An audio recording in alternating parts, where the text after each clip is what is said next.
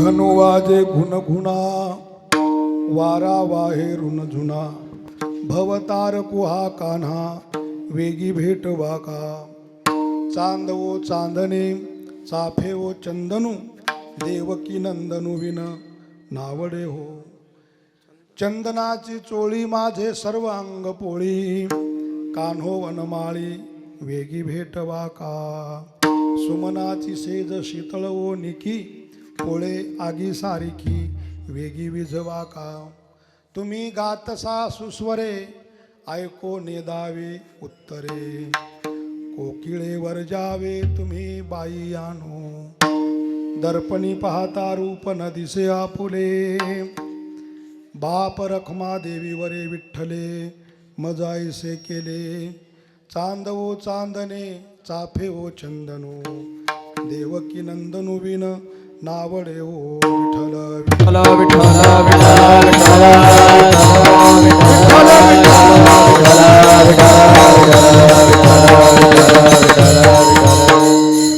विभुं वेणुनादं चरन्तं दुरन्तं स्वयं लीलया गोपवेशं दधानं गवामवृन्दकानन्दनं चारुहासं परब्रह्मलिङ्गं भजे पाण्डुरङ्गं पांडुरंगा करू प्रथम पांडुरंगा करू प्रथम नमन पांडुरंगा करू प्रथम नमन दुसरे चरणा संतांची दुसरे चरण संतांची राजा कृपा दाने कथेचा राजा कृपा दाने कथेचा सद्गुरुदास गुरुदास नमो ज्ञानेश्वरा नमो ज्ञानेश्वरा निवृत्ती उदारा सोपान देवा मुक्ताबाई नमो त्रिभुवन पावनी आद्यत्रय जननी देवाची ज्ञानेश्वर भगवान विष्णु निवृत्तिर्भगवान हर सोपानो भगवान ब्रह्मा मुक्ताख्या ब्रह्मचित्कला नमो सद्गुरु तुकया ज्ञान दीपा नमो सद्गुरु सच्चिदानंद रूपा नमो सद्गुरु भक्त कल्याण मूर्ती नमो सद्गुरु भास्करा पूर्ण कीर्ती संपाद्य ज्ञानंच विधाय भक्तिं विलोकितो येन समाधिराज वैराग्यवंतं सुविचारयुक्तं नमामि जोगं शिरसा गुरुंतं मस्तक माझा पाया मस्तक माझा पायावरी माझा पायावरी मस्तक माझा पायावरी वार करी संतांचा वार करी संतांचा या वार करी संतांचा संतांचा वार करी संतांचा या वार करी संतांचा मस्तक माझा पायावरी वार करी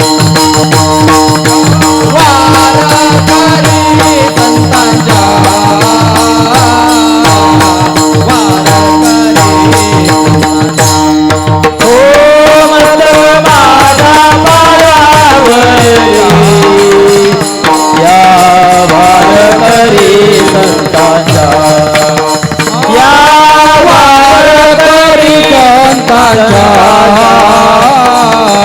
वार करी संतांचा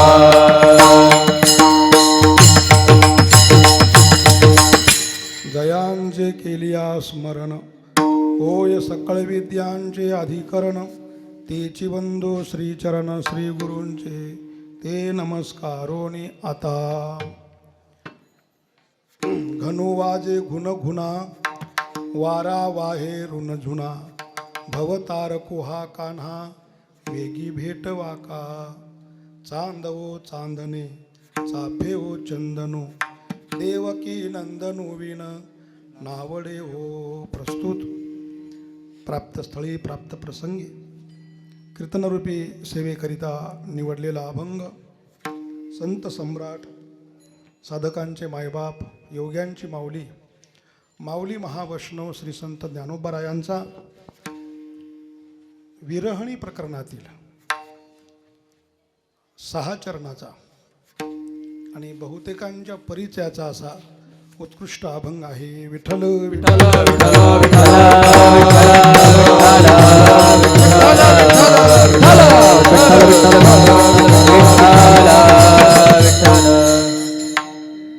अकारण करुणावरून आलय भक्तवांच्या कल्पतरू भगवान श्री पंढरीश पांडुरंग परमात्मा माऊली महावैष्णव श्री संत ज्ञानोबाराया जगद्वंदनीय जगद्गुरु श्रीमंत श्री तुकोबाराया स्वानंद सुख निवासी सद्गुरु जोग महाराज गुरुवर्य शांती ब्रह्म परमपूजनीय बाबा गुरुवर्य प्रेममूर्ती शास्त्री बाबा सर्वच गुरुजन आदी करून या सर्वांच्या आशीर्वादाने या ठिकाणी संपन्न होत असणारा हा पंचदिवसीय हरिनाम सप्ताह हा सप्ताह दरवर्षी होतो. मला वाटतं या सप्त्याचं या वर्षीचं हे चौथं वर्ष आहे आणि दरवर्षी या सप्ताहामध्ये सेवा करण्याचा योग मला प्राप्त झाला. यावर्षी नाही नाही म्हणता देखील हा योग शेवटी आलाच. सेवा ही अचानक आणि अभंगही अचानक, दोन्ही गोष्टी एकदम अचानक आल्या. तर आमचे आदरणीय गुरुबंधू वैकुंठवासी श्री समाधान महाराज अंजान हे 5 वर्षापूर्वी संस्थेतून आणि सुटले होते. शरीर स्वास्थ्यामुळे त्यांना अचानक ही लोकातली यात्रा संपवावी लागली, या देहाचा त्याग करावा लागला.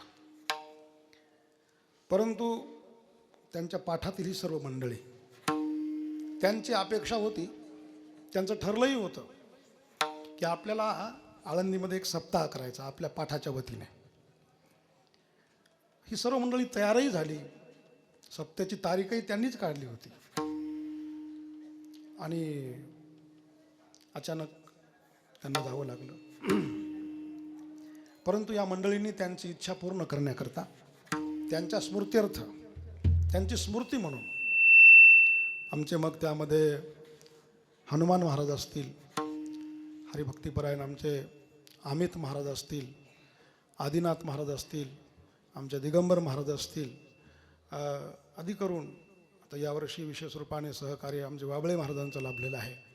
अशी ही सर्व मंडळी यांच्या अथक प्रयत्नातून परिश्रमातून हा दरवर्षी कार्यक्रम या ठिकाणी संपन्न होतो. हा कार्यक्रम सामान्य नसून जरा विशेष आहे. याला विशेषता अशी प्राप्त आहे की या कार्यक्रमामध्ये संस्थेची सर्व मंडळी आवर्जून उपस्थित राहतात. कुठल्याच कार्यक्रमाकरता संस्थेचं भजन बंद होत नाही. परंतु एकमेव हाच असा कार्यक्रम आहे, एक येणारा आपला घाटावरचा सप्ताह आणि दुसरा हा कार्यक्रम. या कार्यक्रमाकरता भजनाच्या वेळेत कीर्तन असल्यामुळे भजनाची सर्व मंडळी इथे कीर्तनाला येतात आणि हा सप्ताह फार मोठ्या उत्साहाने या ठिकाणी संपन्न होतो. सर्व विद्यार्थ्यांना, या साधकांना अन्नदानाची सेवा ही मंडळी करतात. हे सर्वात मोठं परम भाग्य आहे. ज्यांच्या मुखातून ज्ञानेश्वरीच्या ओव्या घोकल्या जातात, संतांचे अभंग आणि घोकले जातात, जे नित्य ज्ञानोबारायांचं दर्शन करतात, प्रदक्षिणा करतात, अशा मंडळींच्या आणि मुखामध्ये अन्नदान घडतं. या कार्यक्रमाचं मुख्य प्रयोजन निमित्त तेच आहे. बाकी हे सर्व निमित्त, कारण हे आळंदी क्षेत्र आहे. या आळंदी क्षेत्राच्या महात्म्यामध्ये आणि अन्नदानाचं फार मोठं महत्त्व आहे. विठ्ठल विठ्ठल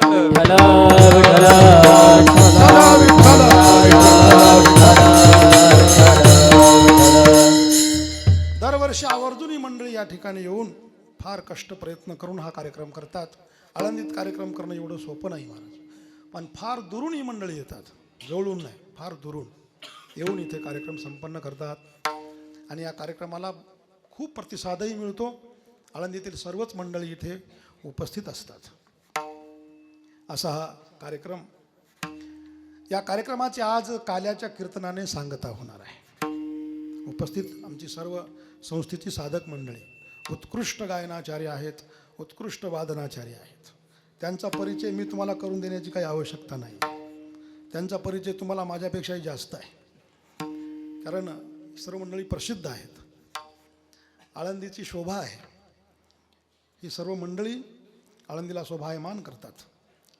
अशी ही मंडळी या ठिकाणी उपस्थित आहेत. अभंग जो सेवेला आपण निवडलेला आहे हा गवळणी प्रकरणातीलच आहे, पण विरहणी अशा भावातला आहे. हा अभंग काही साधकांच्या आग्रहामुळे या ठिकाणी घेतलेला आहे. आजचा हा काल्याचा दिवस म्हटलं की आपल्या संप्रदायामध्ये काल्याच्या दिवशी श्रीकृष्ण चरित्र सांगण्याची पद्धत आहे, प्रघात आहे. कशामुळे? आपल्या संप्रदायाचं उपास्य दैवत जे आहे ते श्रीकृष्णच आहे. पंढरीश पांडुरंग परमात्म्याचं खरं स्वरूप काय असेल तर ते त्यांचं बाळ स्वरूप म्हणजे श्रीकृष्ण स्वरूपच आहे.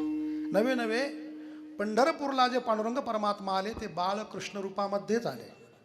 आपण सुरुवातीलाच एक श्लोक म्हणून गेलो, विभुं वेणुनादम चरंतम दुरंतम स्वयं लीलया गोपवेशम दधानम गवामवृंदकानंदनम चारुहासम परब्रह्मलिंगम भजे पांडुरंगम. द्वारकेचे केने आले याची ठाया पुढे भक्तराया किंवा पुंडलिकाच्या भावार्था गोकुळी उणी झाला येता निज प्रेम भक्ती भक्ता घ्या घ्यायसे म्हणतसे. पंढरपूरचा पांडुरंग परमात्मा म्हणजे बाळकृष्ण आहेत, म्हणून कार्यक्रमाच्या शेवटी त्याचं चरित्र गायलं पाहिजे. या उद्देशाने वारकरी संप्रदायामध्ये काल्याच्या दिवशी केवळ भगवान श्रीकृष्णाचं चरित्र गातात. असा प्रघातच आहे. किंवा चरित्र ते उच्चारावे केले देवे गोकुळे. देवाने जे चरित्र गोकुळामध्ये केलेलं आहे त्याचा उच्चार करायचा, कारण त्या चरित्राच्या उच्चारानेच हा जीव पवित्र होऊन जातो. पवित्र होईन चरित्र उच्चारे रूपाच्या आधारे गोजरिया. आणि मग त्या चरित्रामध्ये सर्वांचं चरित्र येतं. गोपाळांचं चरित्र येतं, गोपिकांचं चरित्र येतं, गायांचं चरित्र येतं, भगवंताच्या अन्य अन्य लीला त्या ठिकाणी येतात. मग त्यापैकी आता काही लीला अभंगांच्या द्वारे संतांनी नमूद केलेल्या आहेत. खरं तर हे भगवंताचे केवळ सवंगडीच होते असं नाही, तर हे गोपाळ गोपिका आदी हे भगवंताचे परम भक्त होते. म्हणून या निमित्ताने भगवंताच्या भक्तीचंच वर्णन आणि केल्या जातं. भगवंताच्या सगुण स्वरूपाचं वर्णन या अभंगातून या काल्याच्या रूपाने केलं जातं. म्हणून काल्याच्या दिवशी श्रीकृष्ण चरित्र सांगण्याचा प्रघात आहे. हे गोपाळ म्हणजे काही एका जन्मापुरतेच देवासोबत होते असं नाही. जे जे झाले अवतार तुका त्याचे बरोबर. त्या गोपिका देखील सामान्य स्त्रिया नव्हत्या. नाहीतर सहसा आजकाल बाहेर बघितलं तर गोपिका कृष्ण याचा वेगळा आणि आदर्श घेतला जातो. डोळे मोडी तर राधा चाले, अशा गवळणी जास्त गावात गायल्या जातात आणि लोक त्याच्यामध्ये आनंद मानतात. का तर ज्या सुखाची अनुभूती त्यांनी घेतलेली आहे सांसारिक आणि मनुष्याने, तीच अनुभूती ज्या शब्दाने प्रगट होते ते शब्द कानावर पडले म्हणजे त्यांना आनंद येतो. त्याच्यामुळे संतांनी वारंवार सांगितलं, ह्या गोपिका सामान्य नव्हत्या. त्या जाण वेद गर्भीच्या श्रुती रूपे नव्हे मत प्राप्ती. त्या साक्षात वेद गर्भीच्या श्रुती आहेत, ऋचा आहेत, पण त्यांना त्या रूपाने भगवंताच्या सगुण स्वरूपाचं दर्शन होत नव्हतं. म्हणून त्या गोपिका भगवंताला म्हणतात की प्रभू तुमच्या सगुण रूपाचं आम्हाला दर्शन करायचंय. देव म्हटले बघा, ज्याच्या बुद्धीमध्ये केवळ विषय भरलेले आहेत त्याला देखील माझं दर्शन होऊ शकत नाही, आणि ज्याच्या बुद्धीमध्ये केवळ ज्ञानच भरलेलं आहे, म्हणजे ज्याला ज्ञानाची जाणीव आहे, अभिमान आहे, त्याला देखील माझं दर्शन होऊ शकत नाही. जाणीव नेणिवेच्या पलीकडे जो आहे त्याला माझं दर्शन होऊ शकतं. म्हणून तुम्ही आता जाणीव नेणिवेच्या पलीकडे या, म्हणजेच गोपिकाच्या रूपाने गोकुळामध्ये अवतीर्ण व्हा आणि माझ्या सगुण स्वरूपाचा आनंद घ्या. विठ्ठल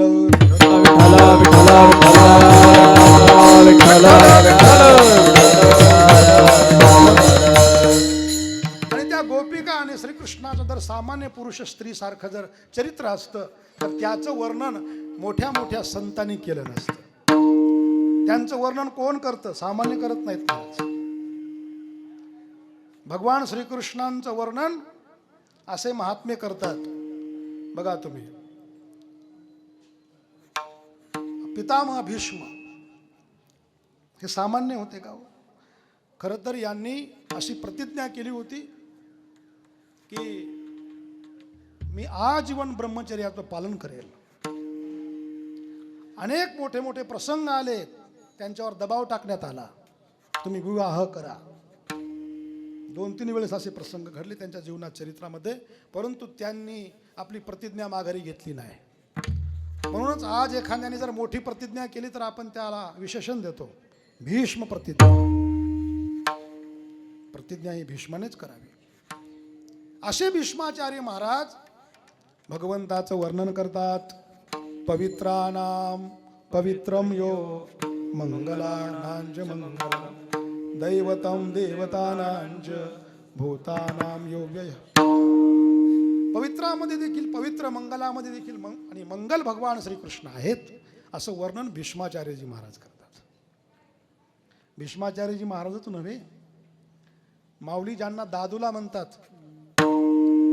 जगद्गुरु तुकोबाराजांचं वर्णन करतात, असे श्री शुकदेवजी महाराज. माऊली म्हणतात, विषय जिनोनी जन्मले जे शुकाधिक दादुले ते विषयोची वाणिता झाले भाट याचे. शुकाचार्य महाराज यांचं वर्णन भागवतामध्ये संपूर्ण सापडतं महाराज.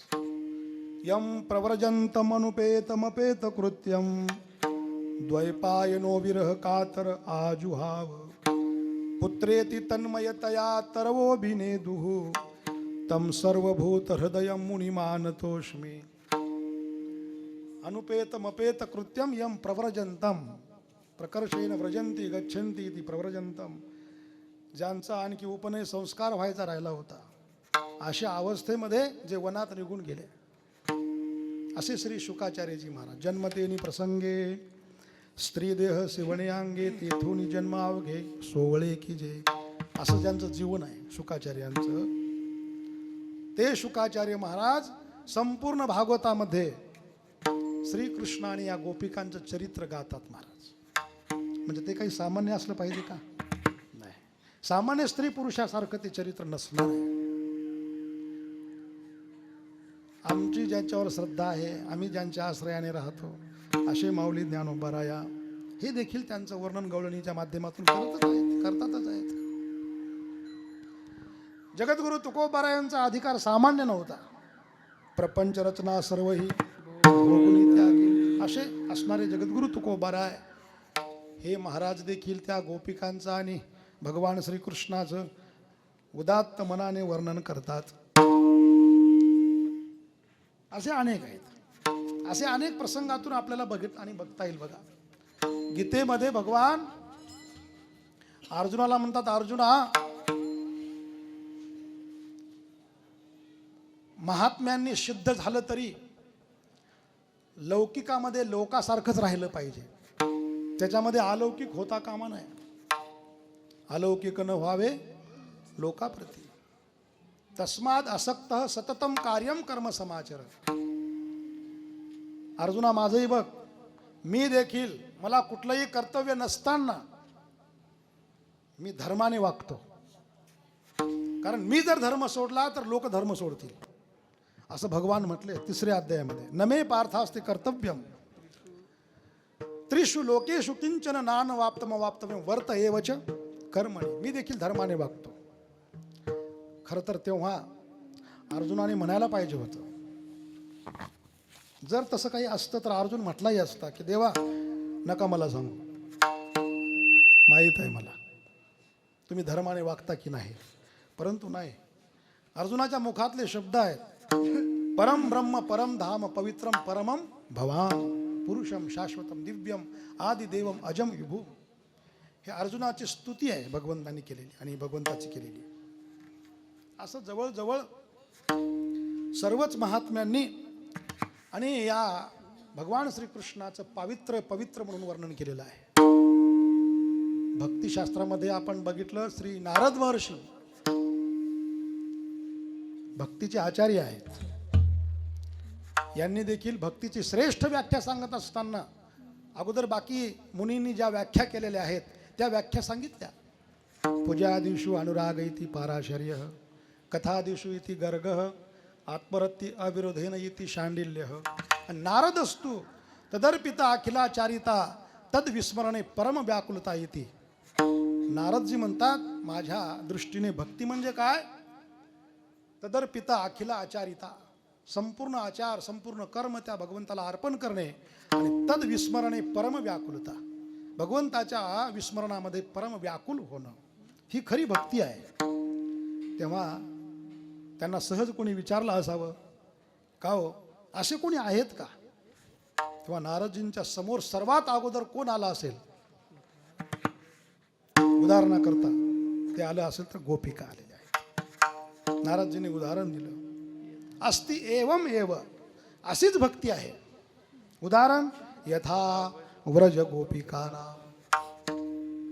त्या तर जार होत्या ना, अज्ञानी होत्या. नाही, नारदजी म्हटले नाही, न तत्रापि महात्म्य ज्ञान विस्मृती अपवाद तद विहीनम जारानामेव. त्या गोपिकांच्या ठिकाणी भगवंताच्या महात्म्याच्या ज्ञानाची विस्मृती नव्हती, स्मृती होती. त्यांना भगवंताचं स्वरूपाचं ज्ञान होतं, तरी त्यांनी आणि भगवंतावर प्रेम केलं. तुका म्हणे त्यांचा धन्य व्यभिचार, तुका म्हणे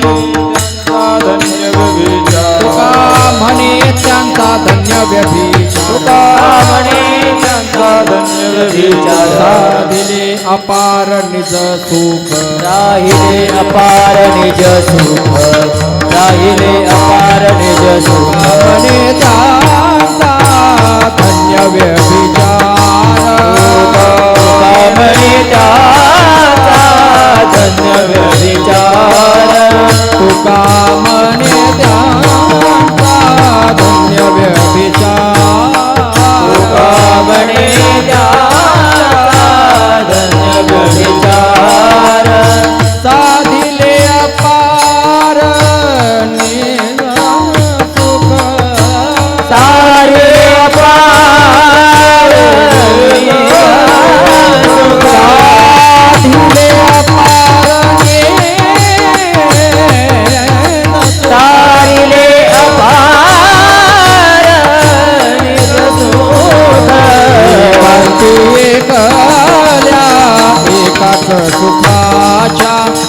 एकांती एकल्या एकाच सुखाच्या, एकांती एकल्या एकाच सुखाच्या.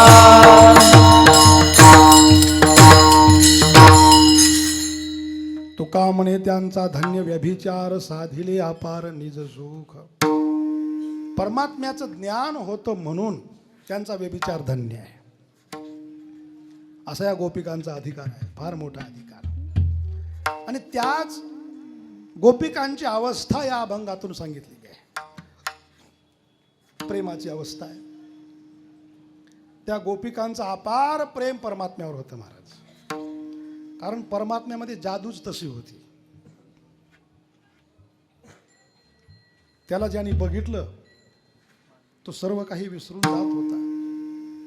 त्याचं दर्शनच तसं होतं. म्हणून गोकुळातले काही माणसं फार सावधान राहत होते की देवाचं दर्शन होऊ नये, झालं तर आपला घात होईल, आपलं कामधंदा होणार नाही म्हणून चुकवायचं. विसरल्या कामधंदा सासू सासऱ्याची नाही मर्यादा विसरल्या कामधंदा सासू सासऱ्याची नाही मर्यादा विसरल्या कामधंदा सासू सासऱ्याची नाही मर्यादा विसरल्या कामधंदा सासू सासऱ्याची नाही मर्यादा कोणी जावा त्या कोण नंदा कोणी जावा त्या नंदा कोणी जावा त्या कोण नंदा कोणी जावा कोण नंदा वृत्ती वेधली परमानंदा ओ नंदा ओ नंदा पावा भोगडी घेऊनी पाय पावा भोगडी घेऊनी आरती वेदोनी परमानंदा ओ नंदावानंदा पावा भोगडी घेऊनी बाई पावा भोगडी घेऊनी बाई भगवंताचं वर्णन ज्या अभंगात केलेलं आहे त्या अभंगात एवढे गोड आहेत तर देवाचं रूप किती गोड असेल. एक बाहेरच्या गावावरून सून आली होती गोकुळामध्ये. तर तिच्या आईनं सांगितलं होतं, हे बघ मी तुला गोकुळात पाठवते, आता तू चाललेली आहेस नांदायला, परंतु एक माझी गोष्ट लक्षात ठेव, तिथे नंद गोप श्रीकृष्ण आहे, चुकूनही त्याला बघू नकोस. जर तू त्याला बघितलं तर तुझ्या संसाराचं वाटोळं होईल. म्हणून माझी एक शिकवण आहे की त्याला बघू नकोस. आईने सांगितलं तिला. ती आली गोकुळात. आता नवीन नवरी आली म्हणून सर्वच, आता ते गोकुळच खेडगाव होतं, सर्वच तिला बघण्याकरता लोक गर्दी करू लागले. नवीन नवरी आली, नवीन नवरी आली. तिने मात्र आपला आणि मुकुट तो वरून झाकून घेतलेला कपडा, ते काय वर करेना ती पदर. भगवान श्रीकृष्ण पण आले गोपाळांसोबत. त्यांच्याच मित्राची पत्नी. म्हटले आम्हाला बघायचं नवीन नवरी कशी आहे. तर ती काही चेहरा दाखवेना. भगवान श्रीकृष्ण इकडून जायचे तिकडून जायचे, पण ती काही चेहरा दाखवायला तयार. आता तिच्या आईची शिकवणच होती ती, त्याला बघू नकोस, त्याला बघितलं तर तुझं काही खरं नाही. म्हणून ती काही बघत नव्हती. बरं शेवटी अगोदरच बघायची जवळपास तो आहे का. असेल तर मग ती पुन्हा आपलं घुंगट घ्यायची, नसेल तर पुन्हा मग ती कामात लागायची. रस्त्याने जरी जायचं म्हटलं, जर तिला थोडीशी चाहूल लागली की पुढून श्रीकृष्ण येत आहे, लगेच ती पुन्हा पदर घ्यायची आणि त्याला बघायची नाही. बरेच दिवस झाले असं चाललं होतं. देव तरी तिला म्हणायचे, अगं चेहरा दाखव, आता एक दिवस तू देखील असं तरसशील मला बघण्याकरता, पण मी तुला माझा चेहरा दाखवणार नाही. आज तू मला चेहरा दाखवत नाहीस, एक दिवस मी तुला माझा चेहरा दाखवणार नाही. बरं आता पण आईनं सांगितलं होतं ना. एक दिवस ती असणारी यमुनेच्या तटावर पाणी आणण्याकरता गेली. एकटीच होती. तिने असणारं भांडं भरलं, परंतु उचलून देण्याकरता तिथे कोणीच नव्हतं. खूप वेळ थांबली, कोणी येईना. तेवढ्यात हा परमात्मा आहे, त्याला माहिती आहे आता संधी आहे आपल्याला. आता हिला काही माहीत नव्हतं की श्रीकृष्ण नेमका कोण आहे. हिने काय बघितलं नव्हतं कृष्ण तो कसा आहे काय आहे, हिला माहीतही नव्हतं. अचानक तिला कोणीतरी दिसलं दूरवर, म्हणून तिने हाक मारली, इकडे या, मला हे उचलून द्या. देव म्हटले संधी आहे. आणि देव गेले आणि तिला उचलून देण्याकरता देवाने देखील त्या घागरीला 2 हात लावले. तिने देखील 2 हात लावले. तिने तर त्यांच्या चेहऱ्याकडे बघितलं नव्हतं आत्तापर्यंत, घुंगट होता. परंतु उचलून देताना अचानक तिचा तो पदर असणारा मागे गेला आणि ते मडकं जेव्हा ते घागर जेव्हा वर गेली तेव्हा देवाचा चेहरा आणि तिचा चेहरा समोरासमोर आला आणि तिने ते देवाचं रूप बघितलं महाराज आणि तशीच तटस्थ उभी राहिली. देव मात्र निघून गेले आणि तिला महा आनंद झाला की हे मी रूप कुणाचं बघितलं, हा कोण होता. तिला अन्य गोपिका आल्या तेव्हा म्हटल्या, अगं तुला ज्याने आता उचलून दिलं का नाही तोच तर श्रीकृष्ण होता. मग ती म्हटली, धिक्कार असो माझ्या आईचा की माझ्या आईने मला आजपर्यंत एवढ्या महा आनंदापासून थांबवलं. जर आजपर्यंत मी त्या देवाचं रूप बघितलं असतं तर हा आनंद मला पूर्वीच आला असता. आता मात्र ती देवाचं पुन्हा पुन्हा दर्शन करण्याकरता लालायित आहे. आता देव म्हटले, आता मी तुला माझं दर्शन देणार नाही. असं म्हणतात की त्या गोपिकेने शेवटी आपल्या देहाचा त्याग केला, कारण देवाने दर्शन दिलं नाही तिला. आणि तीच गोपिका संत मीराबाईच्या रूपाने जन्माला आली. विठ्ठल विठ्ठल विठ्ठल विठ्ठल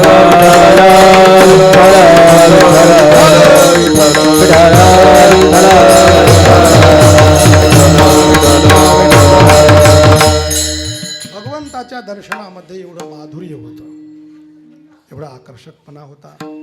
म्हणून देवाबद्दल जे काही उद्गार संतांनी काढलेले आहेत ते 3 टप्प्यामध्ये आपल्याला सापडतात. त्याचे 3 भाग केलेले आहेत. एकाचं नाव आहे पूर्वराग, दुसरा आहे मिलन आणि तिसरा आहे विरह. पूर्वराग म्हणजे संत संगतीने, आपल्या पुण्यकर्माने किंवा सत्शास्त्रांच्या श्रवणाने भगवंताविषयी अंतःकरणामध्ये दर्शनाची लालसा उत्पन्न होते. जसं रुक्मिणीला देवाच्या दर्शनाची प्राप्तीची इच्छा उत्पन्न झाली का तर श्रुत्वा गुणान भुवन सुंदरांते, बरं का, देवाचं सुंदर असं रूपाचं वर्णन तिने ऐकलं म्हणून तिच्या अंतःकरणामध्ये भगवंताच्या दर्शनाची इच्छा उत्पन्न झाली. तद्वत साधकांच्या मनामध्ये अशा पद्धतीने देवाचं रूप श्रवण केल्यामुळे आणि त्याच्या दर्शनाची इच्छा लालसा उत्पन्न होते आणि त्याकरता मग ते दर्शनाची अपेक्षा करतात. असे आपल्याला संत मालिकेमध्ये अनेक अभंग सापडतील की देवाच्या दर्शनाची ज्यामध्ये इच्छा आहे की देवाने दर्शन द्यावं. पूर्वरागाचे है ना, काही ऐसी दशा येईल माझ्या अंगात पांडुरंगा झुलत नाठवणी देह पायाचे चिंतनावसान तो क्षण नाही मधी किंवा पुसावेसे हेची वाटे जे जे भेटे तयासे देव कृपा करील मज काय लाज राखील दावी रूप मज गोपिकार म्हणा दावी रूप मज गोपिकार म्हणा दावी रूप मज गोपिकार म्हणा दावी रूप मज गोपिकार म्हणा ठेवीण चरणावरी माथा ठेवीण चरणावरी माथा दावी रूप मज गोपिकार म्हणा दावी रूप मज गोपिकार म्हणा ठेवीण चरणावरी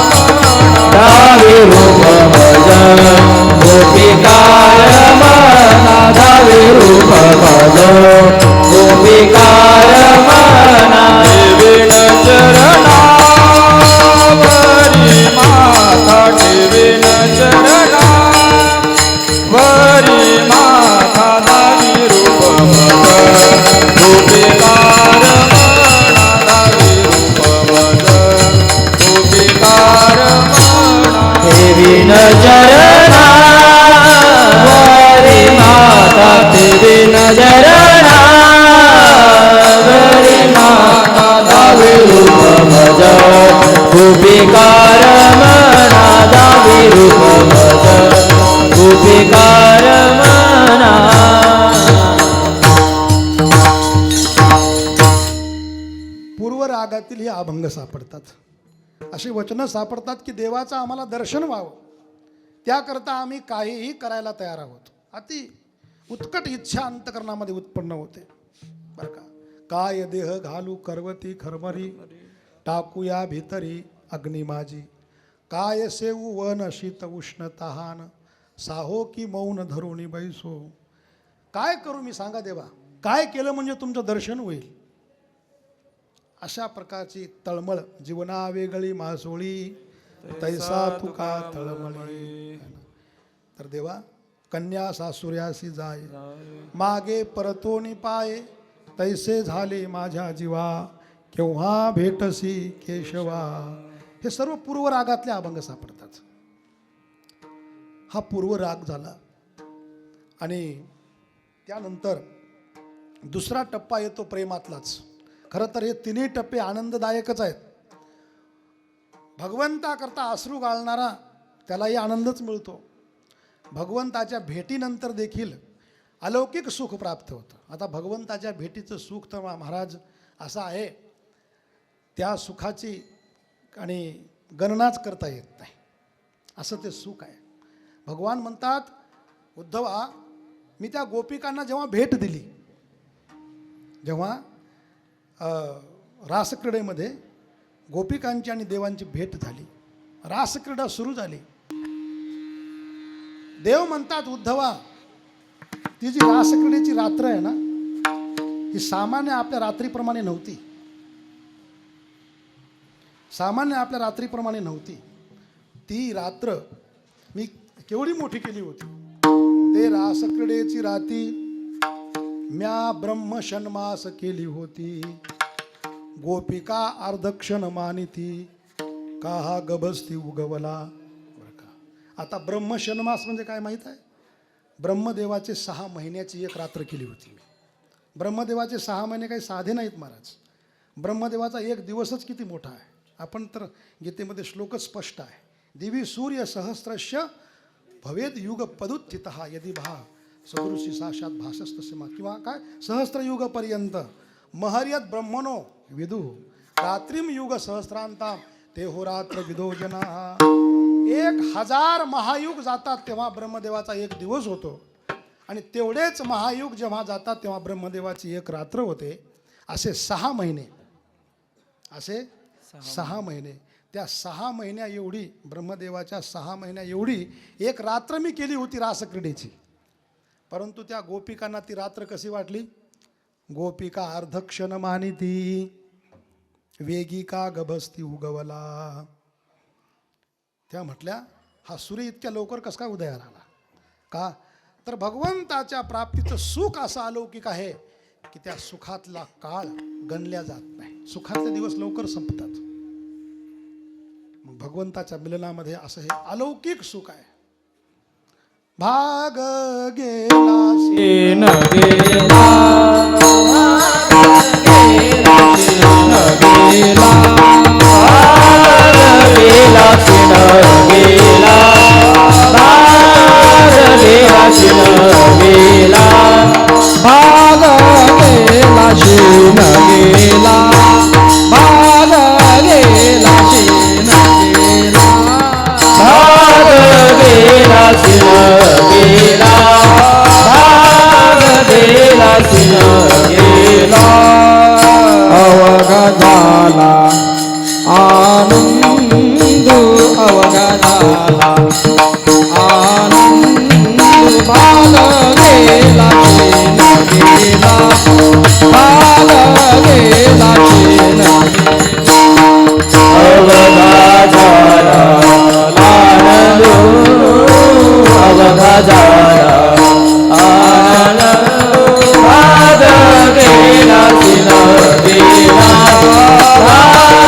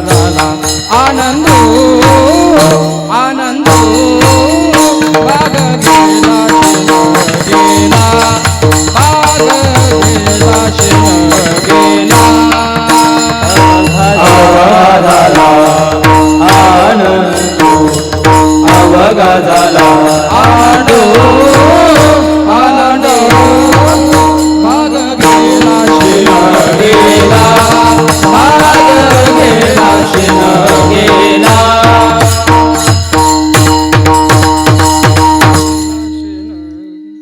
आता कोठे धावे मन तुमचे चरण देखलिया भाग गेला सीन गेला अवघा झाला आनंद. हा मिलनाचा आनंद आहे. पूर्वराग बघितला, त्यानंतर मिलन बघितलं. मिलनामध्ये असा अलौकिक आनंद मिळतो. ते एक प्रेमाचाच प्रकार आहे. आणि तिसरा प्रकार आहे, खरं तर आता उत्तरोत्तर हा चढता क्रम आहे. पूर्वरागापेक्षा मिलन श्रेष्ठ आहे आणि मिलनापेक्षाही विरह श्रेष्ठ आहे. विरह म्हणजे भेटीनंतर, मिलनानंतर जो वियोग होतो त्याला विरह असं म्हणतात. पुन्हा त्याच्या भेटीची उत्कट अंतःकरणामध्ये इच्छा उत्पन्न होणं, हा विरह आहे. आता याच्यामध्ये बरेच प्रकार आहेत.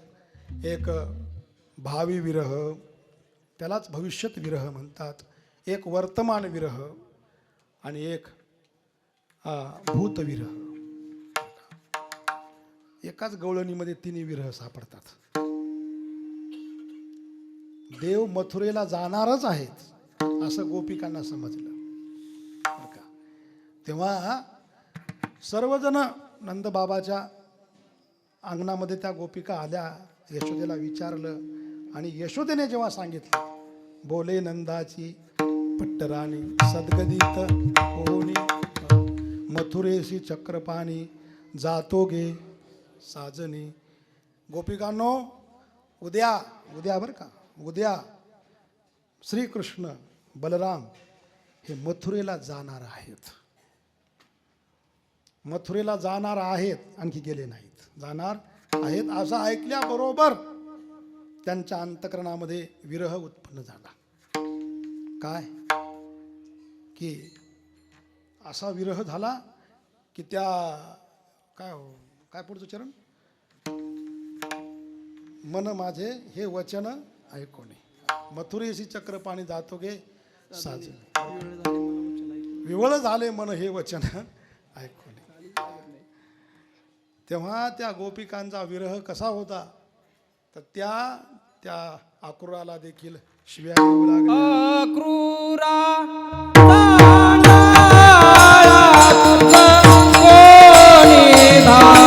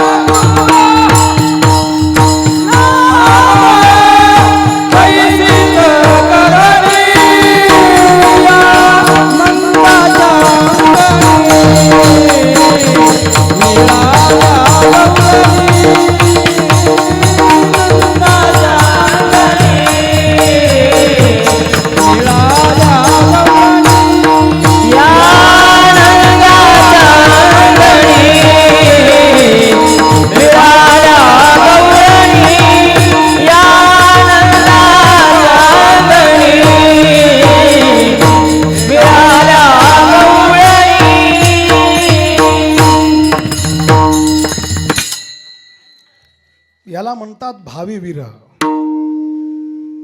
म्हणजे उद्या वियोग होणार आहे, परंतु आजच त्याचा विरह आणि वेदना सुरू झाल्या. आणि त्या आक्रूराला त्या गवळणी श्राप देऊ लागल्या. आक्रूरा तुझे नाव तैसीच करण.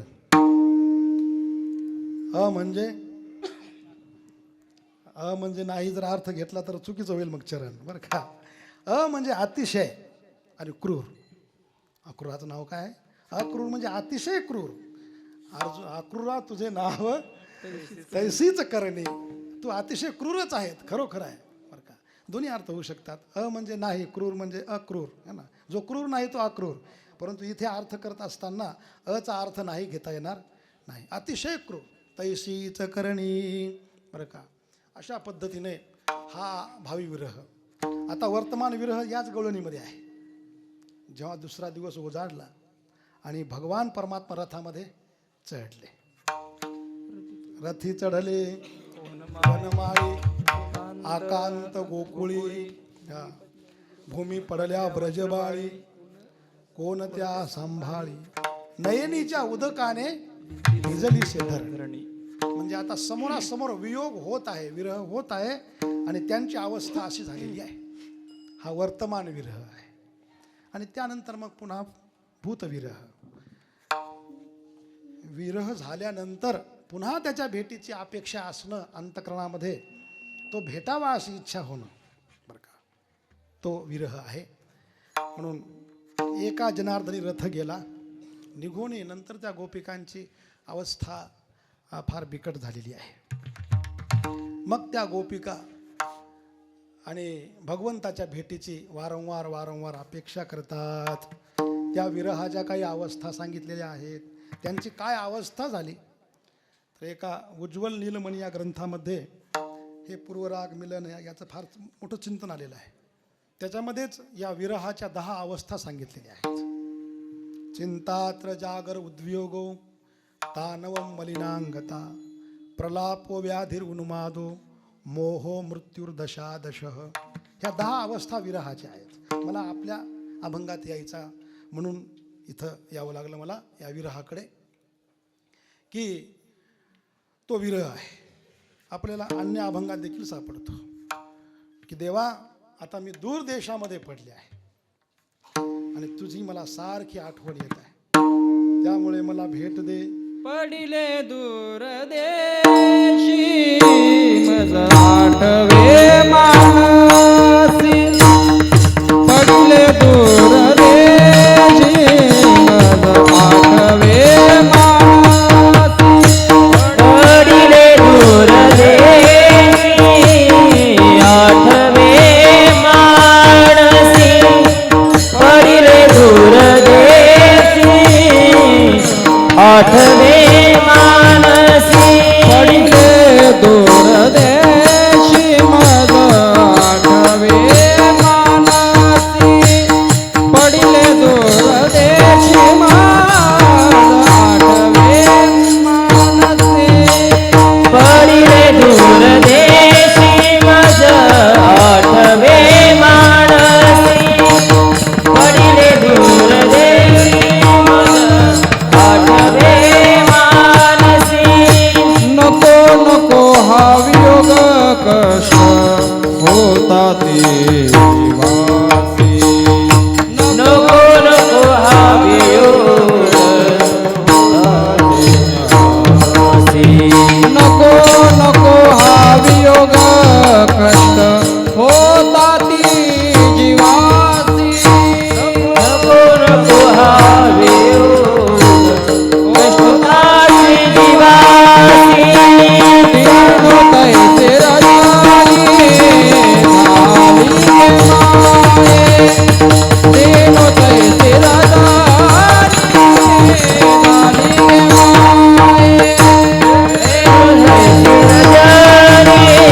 झाली गे माये, झाली गे माय, झाली गे माय. लावून गेला जुनी कान, अवसा लावून गेला जुनी कान, लावून गेला जुनी कान, अवसा लावून गेला जुनी कान. दीनो तैसे रजनी झाली गे माये, दीनो तैसे रजनी झाली गे माये,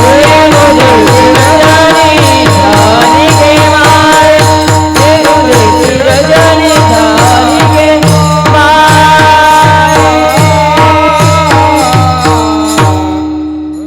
चिंता विरहाची अवस्थाच आहे. चिंता लागलेली आहे. जागर झोप येत नाही. झोप निघून गेलेली आहे देवाच्या आठवणीने. कधी तो भेटेल, कधी तो भेटेल. काही गोपिकांना स्वप्नात तो भेटत होता. त्या गोपिका म्हटल्या, अगं आज आम्हाला तो स्वप्नात दिसला, आम्ही त्याचं दर्शन केलं, थोडीशी थंडक मिळाली बघा. एक गोपिका म्हटली, अगं तुम्ही तर फार भाग्यवान आहात. का? धन्य असखी येऊशितः, कारण तुम्हाला झोप लागते म्हणून स्वप्न पडतं आणि स्वप्नात तो दिसतो. पण माझं तर असं झालेलं आहे, ती वैरिणी निद्रा देखील मला सोडून गेलेली आहे, ती देखील मला लागत नाही.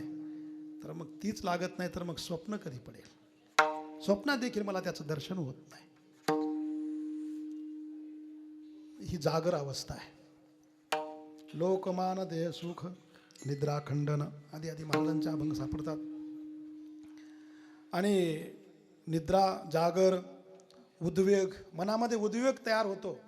एक भाव टिकून राहत नाही. असं करू की तसं करू, काय करू, हा उद्वेग आहे. तानवम मलिनांगता, तानव म्हणजे कृशता. कारण या चिंतेमुळे, जागरामुळे, उद्वेगामुळे अन्न पाणी गोड लागत नाही, काही खात नाही, काही पित नाही. जशी त्या सीतेची अवस्था झाली होती ना, तशी अवस्था. तेजिले अन्न जीवन, त्या सीतेचं वर्णन आणि केलेलं आहे. तेजिले अन्न जीवन, तेजिले फळ हवन, बरं का, तेजिले भोग हवन श्री रघुनंदन वियोगे.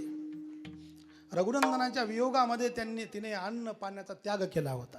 कसा मला टाकून गेला राम, कसा मला टाकून गेला राम, कसा मला टाकून गेला राम, कसा मला टाकून गेला राम, मला टाकून गेला राम, कसा मला टाकून गेला राम, कसा मला टाकून गेला राम, कसा मला टाकून गेला राम.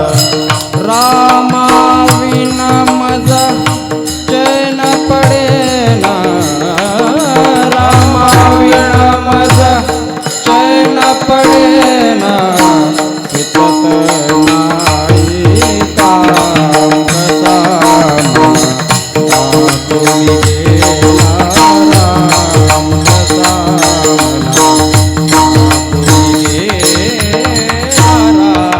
रामा विना मज चैन पडेना, रामा विना मज चैन पडेना, दिसत नाही का कसा मला टाकून गेला राम, कसा मला टाकून गेला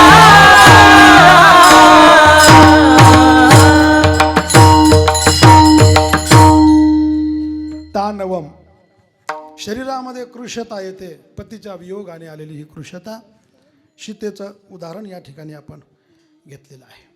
तानवम मलिनांगता, तिचं शरीर आता उदासीन भाव शरीराकडे असल्यामुळे, काही न खाल्ल्या पिल्ल्यामुळे, शरीरामध्ये स्नानादी भोग आदी यांचा त्याग केल्यामुळे मलिन अंगता, मालिन्य आलं शरीरामध्ये.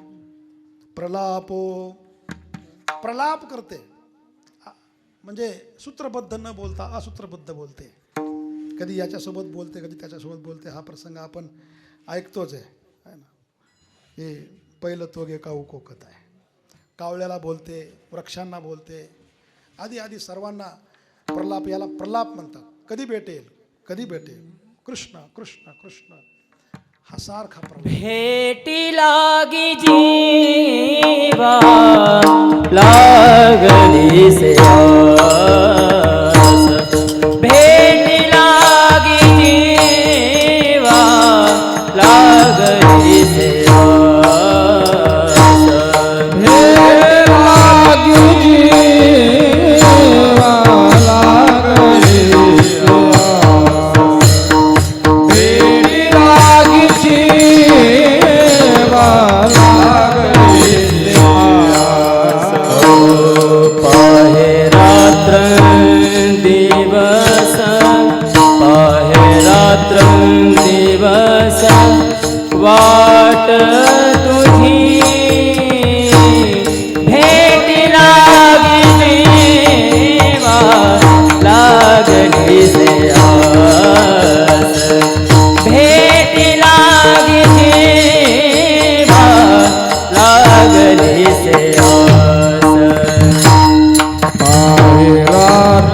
दिवस आहे रात्रंदिवस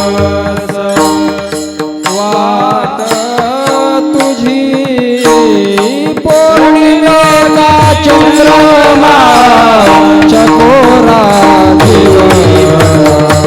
पौर्णिमेला चंद्रमा चकोरा जीवन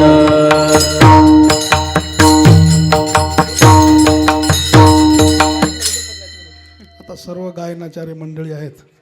हा प्रसंग कितीही लांब जाऊ शकतो, कितीही सर्वच अभंग जवळजवळ आणि या भावाचे सापडतात असतो. तर प्रलापो व्याधीही उन्मादो, त्यानंतरची अवस्था येते व्याधी. बरं का, व्याधी म्हणजे वेदना होतात. आता कुठून तरी या अभंगात घुसायचं आहे आपल्याला, कुठल्या तरी एका भावातून या अभंगात घुसायचं आहे. तर आता व्याधीचा अर्थच असा आहे की त्या ठिकाणी कुठलाच विषय गोड लागत नाही. तुम्ही कितीही त्यांना विषय द्या, कितीही शारीरिक सुख देण्याचा प्रयत्न करा, पण ज्याला वियोगाचा आणि दुःख झालेला आहे त्याला शारीरिक सुख गोड लागत नाही. बरं का, त्याला वारंवार त्याचीच आठवण येते, वारंवार त्याचीच आठवण येते. आणि म्हणून कधी कधी असे प्रसंग घडतात की आपल्या प्रियकराची आठवण येते. त्यातली विशेष रूपाने श्रावण महिना फार घातक आहे, कारण त्या महिन्यातलं वातावरण असणारं प्रियकराच्या आठवणीला अनुकूल असतं. म्हणून त्याच वातावरणाचं रूपक माऊलींनी केलेलं आहे. माऊली म्हणतात श्रावणाचा महिना, पावसाळ्याचे दिवस आणि आकाशामध्ये ढग आलेले, ते ढग गोड गोड असा आवाज करतात. बरं का, त्याला शब्द माऊलींनी दिलेले आहेत. आणि त्या ठिकाणी असा मंद शीतल सुगंध वारा वाहतो.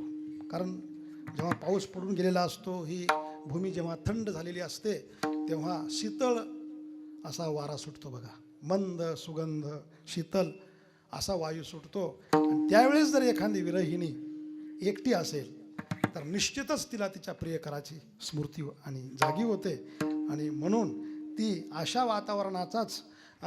वातावरणामध्ये असताना देखील ती आपल्या मैत्रिणींना म्हणते की मला त्याची स्मृती होत आहे, मला त्याची भेट करून द्या. अभंगाचं पहिलं चरण. गणू वाजे गुण गुणा गणू वाजे गुण गुणा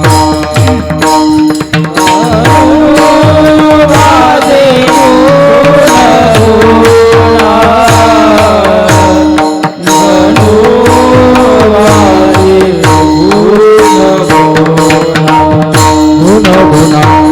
वारा वाहे ऋण गुणा वारा वाहे ऋण गुणा वारा धुणा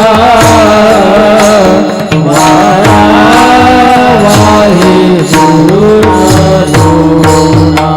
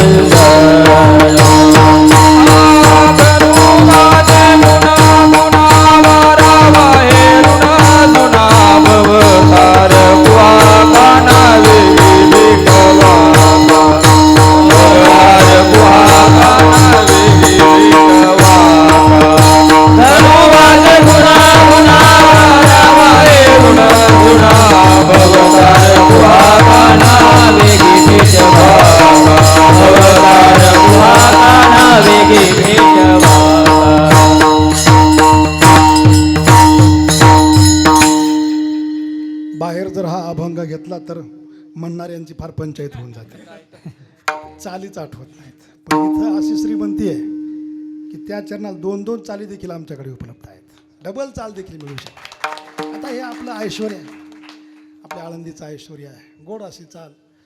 त्यामुळे त्या गोपिकांची अवस्था, त्या गोपीची अवस्था सांगते की घनुवाजे घुन घुना. ढगाचा आवाज कसा होतो? घुन घुना. कसा होतो महाराज? घुन घुना. घुन घुन घुन घुन असे ढग करत. हां असे बरोबर. जेव्हा ते ढग येतात तेव्हा घुन घुन वाजतात आणि तो आवाज असा गोड वाटतो बरं का. आणि त्याच्यात पुन्हा वारा चालतो तर तो रोनुझुनू रोनुझुनू करतो, सुई असा वाजतो ना, रोनुझुनू रोनुझुनू असा गोड आवाज. आहा, संगीताचा परिणाम अंतकरणावर होतो महाराज. आणि ते आपोआप त्या निसर्गामध्ये ते संगीत तयार झालेलं आणि त्यामुळे ते अंतकरणामध्ये असणारे ते शृंगाराचे भाव जागृत झाले आणि मग आपल्या प्रियतमाची ती आठवण त्या गोपिकेला आलेली आहे.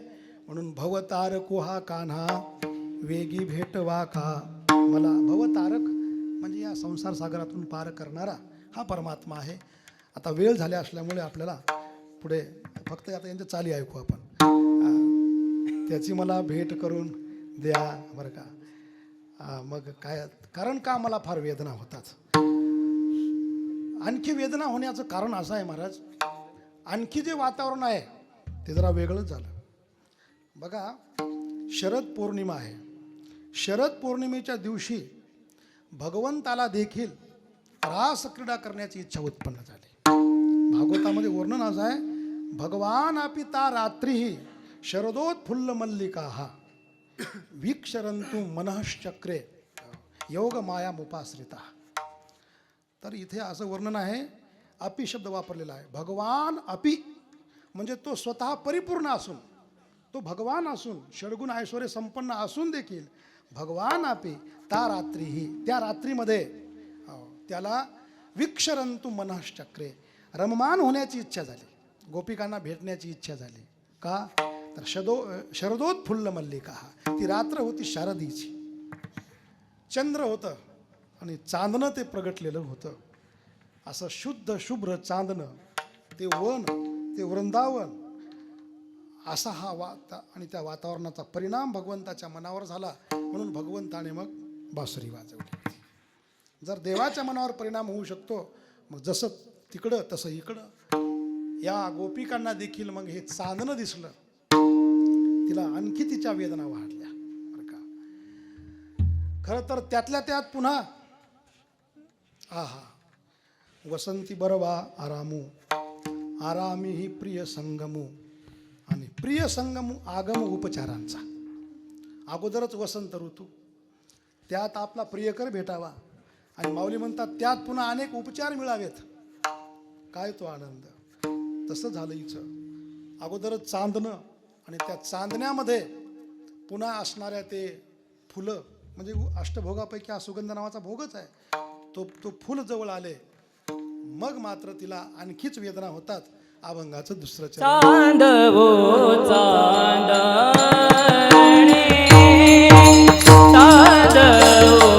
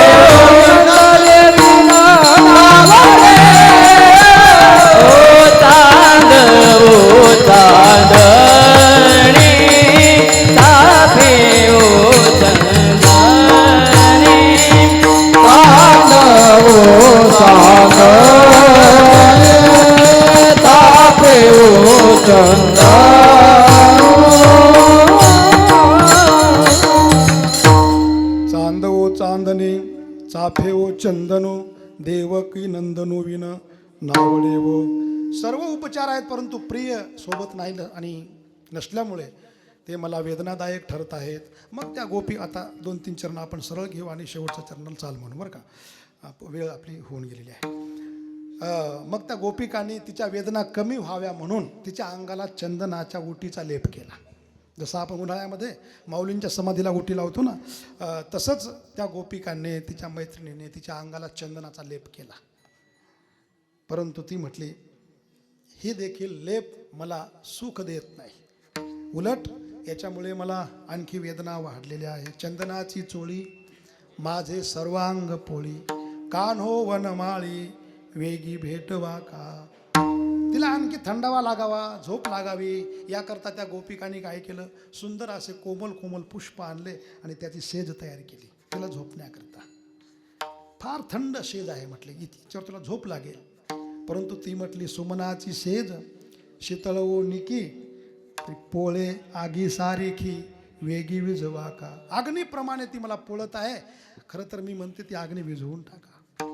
तिला विस्मरण व्हावं म्हणून काही गोपिका गायन करू लागल्या, गोड गोड गोड असं तिला आणि तिचं मन असं रिझवण्याकरता गायन करू लागल्या.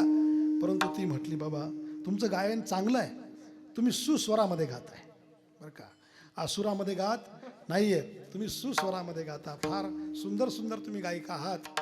परंतु काय करता, मला ते गायन तुमचं फार त्रास देत आहे, म्हणून मला ते ऐकायला देऊ नका.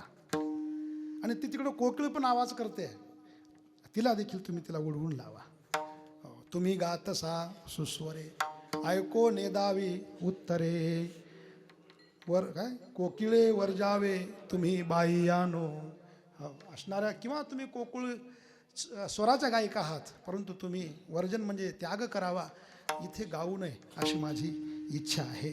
अशा प्रकारे तिचा भाव त्या अभंगातून विरहाचा भाव ही प्रगट करते आहे. आणि इतकंच नाही, मागं हे बघ तुझं रूप बघ.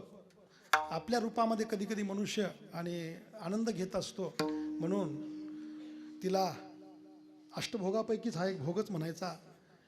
आरसा तिच्या पुढे आणला की बघ तुझं किती सौंदर्य आहे, किती तू छान दिसतेस. ती म्हटली, मी बघते खरी परंतु मला दिसत नाही, मी दिसतच नाही, मला केवळ तोच दिसतोय. बस हेच महाराज अभंगाच्या शेवटच्या. दर्पणी पाहता पण दिसे वो आपुले, दर्पणी पाहता रूप न दिसे वो आपुले. दर्पणी पाहता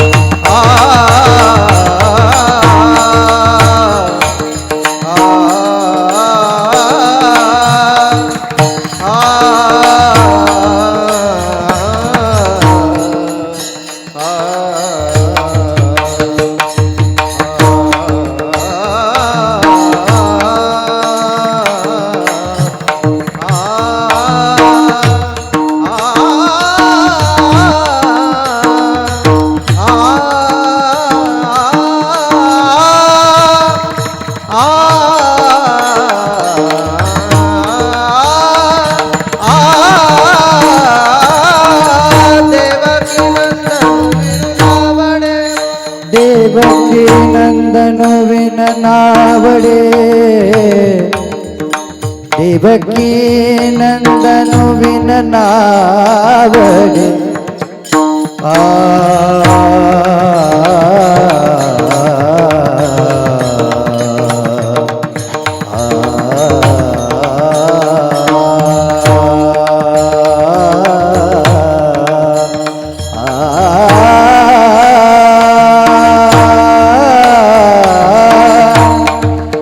देवकी नंदनो विन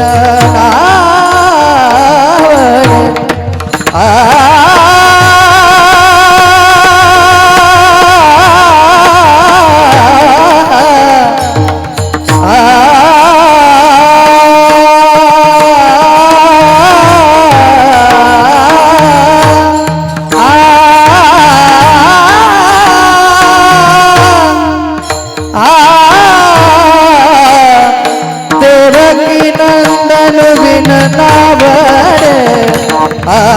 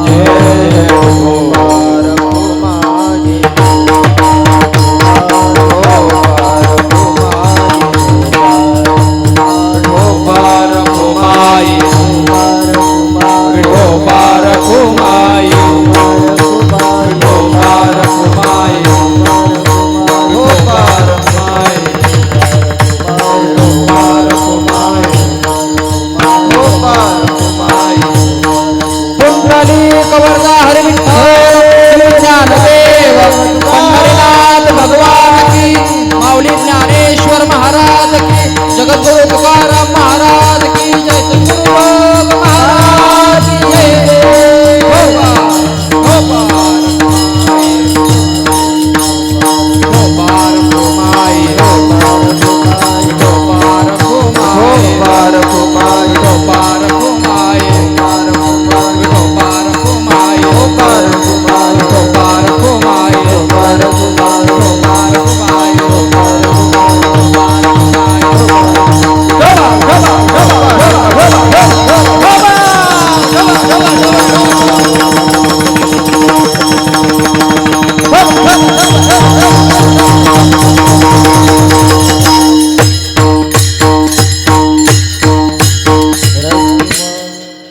सुमनाची सेज पण पोळे आगी सारी वेळ झालेला आहे असतो.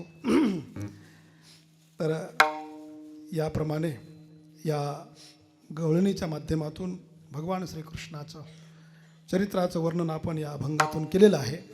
परंतु आता एक नियम म्हणून श्लोकांच्या द्वारेच चरित्र गाऊ आणि 2 मिनिटात खेळ समाप्त. भगवान परमात्मा गोकुळामध्ये अवतीर्ण झाले आणि भगवंताने चरित्र केलं. त्या गोपिका भगवानी यशोदा मैयाकडे तक्रार करतात बरं का, गाऱ्हाणं सांगतात. श्री सुखदेवजी महाराजांच्या भाषेत सांगायचं झालं तर श्री सुखदेवजी महाराज सांगतात, काय म्हणतात त्या गोपिका. वत्सान मुंचन क्वचिद समये क्रोश संजात हासः स्थेयं स्वादवत्यथ दधिपयः कल्पितैः स्थेय योगात् मर्कान् भोक्षण विभजति सचेन नात्ति भाण्डं विनत्ति द्रव्यालाभे सगृह कुपितो यात्युपक्रोशतो कान. अगं यशोदे, हा तुझा लाला आमच्या वासरांना सोडून देतो. वत्सान मोंचन. मग यशोदा म्हटली, अगं वासरांना सोडतो चांगली गोष्ट आहे ना, तुम्हाला देखील वासरं सोडावेच लागतात. अगं तसं नाही, क्वचित असमये, वासरं सोडण्याची वेळ होत नाही तरी हा वासरं सोडून देतो. बरं मग तुम्ही रागवायचं ना. आम्ही रागावलं तर हा हसतो. क्रोश संजात हासः. बरं मग आमचा राग निघून जातो. आणखी काय करतो ती गवळण म्हणते, अगं हा चोरी करतो. कशाची. स्थेयं स्वादवत्यथ दधिपयः, दही दुधाची चोरी करून टाकतो. अगं मग तुम्ही असं करा ना, त्याला चोरी करता येणार नाही असं काहीतरी करा. म्हटले आम्ही तेही केलं, परंतु कल्पितही स्थेय योगात, चोरी करण्याच्या वेगळ्या वेगळ्या युक्त्या हा अवलंबितो आणि चोरी करतो. मग यशोदा म्हटली, हे बघा काय चोरी करतो. म्हटले दही दूध तूप लोणी खातो ना, त्याने जेवढं खाल्लं त्याच्यापेक्षा 10 पटीने माझ्या घरून घेऊन जा, माझ्या घरी भरपूर आहे. त्या गोपिका म्हटल्या, अगं तो लहान लेकरू आहे, खाल्लं तर त्याचं काही नाही, पण हा एकटा खात नाही ना. मग मरकान भोक्षण विभजती सचेन, हा गावातल्या माकडांना खाऊ घालतो. सर्व माकडं आमच्या घरी येतात आणि मग माकडं आल्यामुळे काय होतं, नाती भांडम भिनत्ती, सर्व भांडे आमचे फोडून टाकतात. मग यशोदा म्हणले, असं करा, घरात काही ठेवूच नका, सर्व लगेच बाजारामध्ये विकून टाका. गोपिका म्हटले, आम्ही तसंही करून बघितलं, परंतु हा काय करतो, द्रव्यालाभे सगृह कुपितो. द्रव्य अलाभे, त्याला द्रव्य जर प्राप्त नाही झालं, सगृह कुपितो, हा त्या घरात जाऊन रागावतो आणि मग यात्युपक्रोशतो कान, अनेक प्रकारच्या क्रोध करून त्या घरामध्ये असं काम करतो की एकदा तर आमच्या घरी आला, आमचा म्हातारा दारी झोपला होता, याला घरात काही भेटलं नाही, हा रागावला, याने ताकाचा डेरा घेतला आणि म्हाताऱ्याच्या ढेरीवर फोडला. ढेरा फुटला आणि ढेरी फुटली. एकदा आला आमच्या घरा, दारी निजला होता म्हातारा, घेऊन ताकाचा डेरा फोडीला सैरा. त्या अशा अनेक प्रकारचे गाऱ्हाणे त्या गोपिका सांगतात. मग शेवटी यशोदेने भगवंताला शाळेमध्ये पाठवलं. त्या काळातली शाळा म्हणजे कोणती, गोशाळा. गोशाळेमध्ये परमात्मा गेले आणि मग तिथे आता ती शाळाच आहे, गायांचीही सेवा करत होते आणि मग अनेक नाना प्रकारचे खेळ परमात्मा खेळत होते. आता जर खेळ सुरू केला मग थांबणार नाही, कारण फार मोठे मोठे खेळाडू आहेत. प्रत्येकाचा डाव वेगळा वेगळा आहे, त्यामुळे आता खेळ सुरू करायला नको. आणि परमात्म्याने खेळ खेळता खेळता थकले आणि भूका लागल्या. शेवटी गोपाळ म्हटले, देवा चला आवळू गाई, बैसू जेऊ एके ठाई. खांदी भार पोटी भूक काय, खेळायाचे सुख. बहु झाली वन वन पाय पीठ झाला, एकत्र येऊन जेवू आपण, जेवण करू. ठीक आहे म्हटले. त्याकरता गायी वळवा. गायी वळवल्या आणि मग सर्व जेवायला बसले. कशा पद्धतीने बसले? श्री शुकदेवजी महाराज भागवतामध्ये गोड वर्णन करतात की परमात्म्याने आपला जो वेणू आहे तो वेणू असणारा आपल्या कमरेमध्ये खोवला आहे. वाजवायचं जे शिंग आहे ते आपल्या काखेमध्ये घेतलेलं आहे. जो काला आहे तो आपल्या हातावर, डाव्या हातावर घेतलेला आहे. आणि प्रत्येकाने वेगळे वेगळे काही आचार, काही लोणचं, काही फळं आणले होते ते परमात्म्याने आपल्या बोटामध्ये धरलेले आहेत. आणि सर्वांना तो काला वाटलेला आहे. छोटे छोटे गोपाळ जवळ बसलेले आहेत, मोठे मोठे गोपाळ थोडेसे त्यांच्या पाठीमागे, त्यांच्यापेक्षा मोठे त्यांच्या पाठीमागे, असा हा कमलाकार परमात्म्याचा तो काला वाटण्याचा कार्यक्रम चालू आहे. आणि स्वर्गातले देव त्या ठिकाणी बघतात की आम्हालाही हा काल्याचा आनंद मिळावा. श्री शुकदेवजी महाराज वर्णन करतात, बिभ्रद वेणू जठरपटयो शृंगवेत्रे च कक्षये, वामे पानो मसृण कवलम तत्फलान्यंगुलिषु, तिष्ठन मध्ये स्वपरिसृहदो हासय नर्मभि स्वैहि, स्वर्गे लोके मिशतीचे बुभुजो यज्ञभूक बाल केली. गोपाल कृष्ण भगवान की जय. ज्ञानेश्वर माऊली ज्ञानेश्वर माऊली, ज्ञानराज माऊली, ज्ञानेश्वर माऊली.